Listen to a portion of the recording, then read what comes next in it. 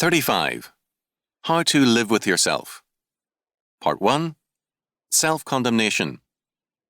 November the 10th, 1953. Good morning, friends. A very real problem for too many of us is this: how to live with ourselves. Most people seem to find it difficult to live with themselves. They find it very hard to be alone or to have nothing to do. But most of all, they find it difficult to keep from judging themselves. One man, for example, makes a boner in the course of his work or fails in a pinch when everyone expected him to succeed. He goes home grousing about it, broods all evening, tosses and turns half the night, and faces the next day only half awake and hating himself for being a failure. Or perhaps it's a woman who says something out of turn and goes home burning with embarrassment. She moans and groans, "If only I had the sense to keep my mouth shut." And all night long she relives the situation, thinks of all the really brilliant answers she could have made and never thought of until much later. "All I ever do is to say the wrong thing every time," she concludes gloomily. Or perhaps it is a teenager trying to impress another person or the high school crowd, only to fall flat on his face instead. He looks himself over and is certain that he's strictly no account, no poise, no looks, nothing except a knack for doing the wrong thing.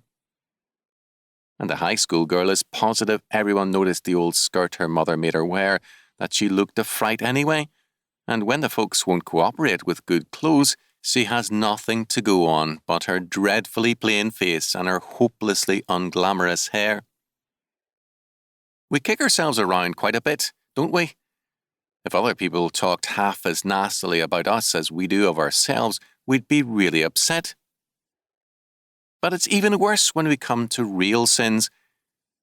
We may deny that we're doing wrong, but in our heart we know it, and our heart condemns us bitterly and savagely. We drag around with a feeling of guilt and make ourselves miserable with remorse. A psychologist has called the sense of guilt the most obvious fact about man, and the most readily denied. Even people who deny God and His law and go only by their own standard know that they have fallen short of even their own self-requirements. No man has ever been what he wants to be. Thus, even when we lower the law to our own human level, we feel it and are left with a sense of failure and of guilt. And having this guilt, we judge ourselves harshly and make our lives miserable with self-condemnation. How are we going to get out of this pitfall of guilt and condemnation that all men fall into? The answer is a simple one. We can't get ourselves out. We always fail even ourselves, and if we are honest, condemn ourselves, and our situation is an inescapable one. Does this mean that we remain trapped in condemnation, having trouble living with ourselves because we know our failure and our guilt? Paul answered that for us when he wrote, "There is therefore now no condemnation to them which are in Christ Jesus." Romans 8:1. Christ, as the perfect man, took our condemnation on himself and took its punishment also. He who was without sin became the guilty one in our place. As a result, when he becomes our life and lives in us, we have no condemnation. Instead, we have new life and peace in him. Our sins are all forgiven and our guilt removed. Paul told the Corinthians that he wasn't worried about their condemnation of him. In fact, he added, "I don't judge myself because I've already been judged and sentenced in Christ and am now forever free in Christ." This gives us a new attitude towards ourselves, and we can now live with ourselves peacefully.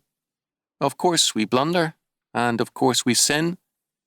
The old man in us makes this a constant fact of our existence. But now there's more to our lives than that. Jesus Christ is now part of our life, the overwhelming part of it, and no man can judge him.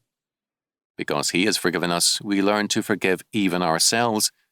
There is therefore now no condemnation, either from God or from our own heart. As a result, our life becomes very different.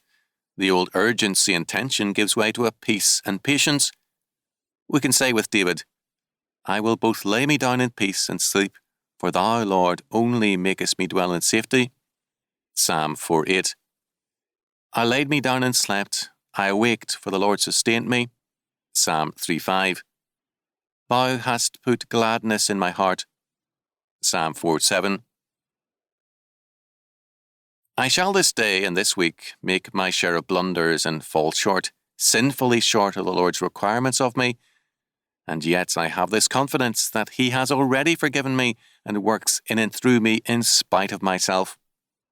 The old self-condemnation is gone, and in its place is peace and assurance. When I run, I shall not stumble, for the Lord is my confidence. For in all these things we are more than conquerors through Him that loved us. Romans 8:37. See also Psalm 4.